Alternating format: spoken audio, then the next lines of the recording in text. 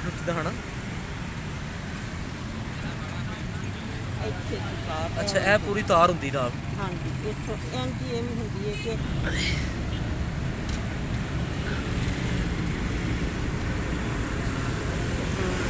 ਕਾਫੀ ਜ਼ਿਆਦਾ ਸਰਾਹਣ ਹੈ। ਹਾਂਜੀ ਬਾਜੀ ਇਹ ਦਰਦ ਵੀ ਹੁੰਦੇ ਨੇ? ਨਹੀਂ ਵਾਈਟ ਦਰਦ ਨਹੀਂ ਹੁੰਦੇ ਹੁਣ ਤੁਹਾਡਾ ਕੌਣ ਇਲਾਜ ਕਰਾ ਰਿਹਾ?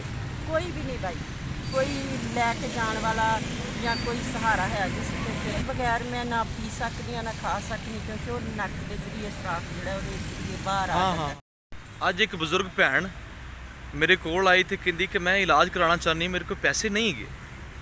ਉਹਦਾ ਇਲਾਜ ਕੀ ਹੋਣ ਵਾਲਾ? ਇਹ ਕਹਿੰਦੇ ਉੱਤੇ ਦੰਦ ਸਾਡੇ ਲੱਗੇ ਹੋਏ ਨੇ, ਜਬੜਾ ਉਹਨਾਂ ਦਾ ਪੂਰਾ ਟੁੱਟ ਚੁੱਕਿਆ ਤੇ ਵਿੱਚ ਸਰਾਖ ਨੇ। ਅਗਰ ਕੁਝ ਚੀਜ਼ ਖਾਂਦੇ ਨੇ ਤੇ ਖਾਣਾ ਕਿਹੜਾ ਉਹਨਾਂ ਦੇ ਉਹ ਸਰਾਖਾਂ ਦੇ ਵਿੱਚ ਫਸ ਜਾਂਦਾ। ਸਰਾਖਾਂ ਦੇ ਵਿੱਚ ਫਸਣ ਨਾਲ ਉਹਨਾਂ ਨੂੰ ਸਾਂਸ ਲੈਣ 'ਚ ਵੀ ਪ੍ਰੋਬਲਮ ਹੁੰਦੀ, ਬੋਲਣ 'ਚ ਵੀ ਪ੍ਰੋਬਲਮ ਹੁੰਦੀ। ਈਵਨ ਤੇ ਜਦੋਂ ਕੁਝ ਖਾਂਦੇ ਨੇ ਤੇ ਉਹਨਾਂ ਨੂੰ ਤਕਲੀਫ ਹੁੰਦੀ। ਉਹ ਕਹਿੰਦੇ ਨੇ ਕਿ ਮੈਂ ਬਿਲਕੁਲ ਜਿਹੜਾ ਲਾਈਟ ਖਾਣਾ ਉਹ ਖਾ ਸਕਦੀ ਹਾਂ, ਮੈਂ ਹੋਰ ਮੇਰੇ ਕੋਲ ਕੁਝ ਨਹੀਂ ਖਾਧਾ ਜਾਂਦਾ। ਤੇ ਮੈਂ ਆਪਣੇ ਚੈਨਲ ਤੋਂ ਇਹੋ ਜਿਹੇ ਲੋਕਾਂ ਨੂੰ ਲੈ ਕੇ ਆਉਣਾ ਤਾਂ ਕਿ ਤੁਸੀਂ ਆਓ ਇਹੋ ਜਿਹੇ ਲੋਕਾਂ ਦੀ ਖਿਦਮਤ ਕਰ ਸਕੋ।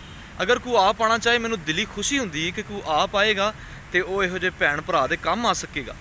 ਇਹ ਸਮਝਦੇ ਨੇ ਲੋਕ ਕਿ ਮੈਂ ਬਹੁਤ ਵੱਡਾ ਅਮੀਰ ਹਾਂ, ਲੇਕਿਨ ਇਹੋ ਜਿਹੀ ਗੱਲ ਕੋਈ ਨਹੀਂ ਹੈਗੀ।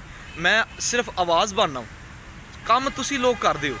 ਆਓ ਇਸ ਭੈਣ ਦੀ ਹੈਲਪ ਕਰੀਏ। ਐਸਾ ਨਾ ਹੋਵੇ ਕਿ ਉਹਨਾਂ ਦੇ ਉਸ ਸਰਾਖਾਂ ਦੇ ਵਿੱਚ ਕੋਈ ਕੈਂਸਰ ਦੀ ਬਿਮਾਰੀ ਨਾ ਪੈ ਜਾਏ, ਕੋਈ ਐਸੀ ਪ੍ਰੋਬਲਮ ਨਾ ਹੋ ਜਾਏ ਕਿ ਬਾਅਦ ਚੋਂ। मैं एक जुमला कहना ना कि लोग मुर्दों को कंधा देना अफजल बात समझते हैं। अगर जिंदा को सहारा दिया जाए, उसके चंद जो दिन हैं वो अच्छे गुजर सकते हैं। अगर असी उन्होंने इलाज करा लीए तो असी एक जिंदगी किहड़ी ओनू मौत तो बचा सकांगे।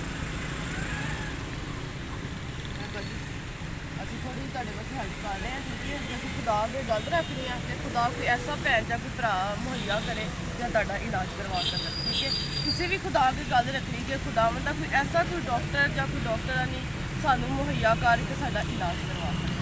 ठीक है, ठीक है, थैंक यू।